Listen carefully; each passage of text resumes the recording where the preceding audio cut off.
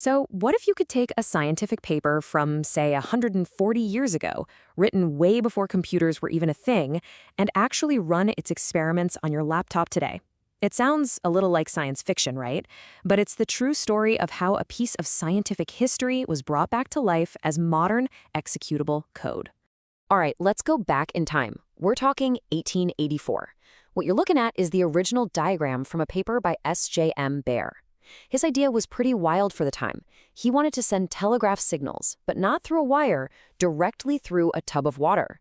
This was a really foundational experiment in what you might call wireless communication, based on conduction.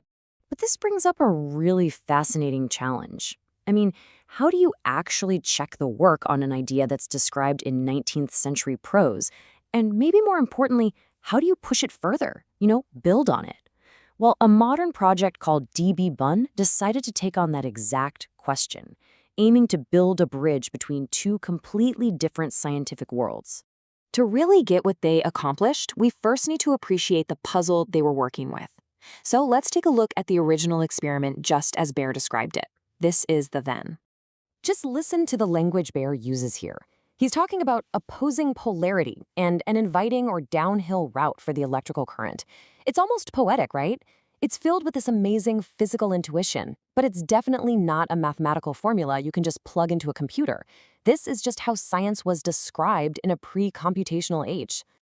And here's the fundamental problem Baer was up against. He was brilliant, and he could see what was happening, but he couldn't precisely simulate it. He couldn't just run 100 what-if scenarios, changing the saltiness of the water or shifting the electrodes around. And that created this huge gap between his incredible insights and the kind of deep quantitative analysis we can do so easily today. So how in the world do you cross that gap? Well, that brings us to the bridge, the absolutely incredible task of translating Baer's historical, descriptive text into functional, modern code. Now, this wasn't just guesswork, it was a really systematic process. First, they had to dive deep and analyze every detail of Baer's original manuscript. Then, they had to model the underlying physics of what was going on. Third, they had to discretize that model, which is a fancy way of saying they chopped the problem up into a grid that a computer could actually solve. And finally, they used that model to generate a ton of incredibly rich data. And this is the real heart of the translation. All of Baer's beautiful prose about current flowing through water gets boiled down into this one single elegant equation. It's called the variable conductivity Laplace equation, and it's basically the universal law of physics that governs the entire experiment. It's the secret sauce. Okay, but having the equation is one thing. How do you actually solve it? The key is this really powerful technique called the finite difference method. You basically turn the virtual tub of water into a grid of thousands of tiny points. Then you calculate the electrical potential at every single point based on what its neighbors are doing. It turns a super complex physics problem into a massive but totally solvable computational puzzle. So after all that work of translation, what do you get? You get the now, a powerful and incredibly flexible virtual laboratory that can explore Baer's experiment in ways he probably couldn't have even dreamed of. And this is where the power of simulation just blows you away. You can run endless variations. What if we stick an insulating sheet right in the signal's path? What happens if we add a little plume of superconductive brine near the receiver? We can even simulate what would happen if there was a wire in the water. Each one of these is a brand new experiment, and it runs in seconds. This actually leads to one of the most exciting results of the whole project. Baer claimed that adding more salt to the water helped his signal, but the simulation, which is modeling pure electrical conduction, shows the exact opposite. The model found that lower conductivity could actually give you a stronger signal. So what does that mean? It suggests Baer wasn't just seeing simple electricity. He was probably observing a much more complex electrochemical reaction happening at his electrodes, something the simulation helps us untangle from the pure physics. How cool is that? And the output you get from each virtual experiment is an absolute goldmine.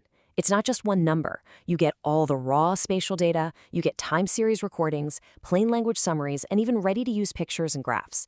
It is a complete, multi-format data set that's just ready for anyone to dig into. So you might be thinking, this is really cool, but why does recreating a 140-year-old experiment actually matter today? Well, it's because this project isn't just about preserving history. It's about creating an incredible toolkit for the future. And the audience for this toolkit is just unbelievably broad. I mean, it's a hands-on lab for students studying physics or computer science. It's a powerful sandbox for engineers. It's a perfect data set for data scientists. And it's a landmark project for researchers and librarians in the digital humanities. For students, this is a total game changer. All of a sudden, those abstract equations you see in a textbook become this living, breathing, interactive virtual lab. You can tweak the parameters yourself and instantly see the physical consequences. For engineers, this is the perfect digital sandbox for figuring out how signals travel through any conductive medium.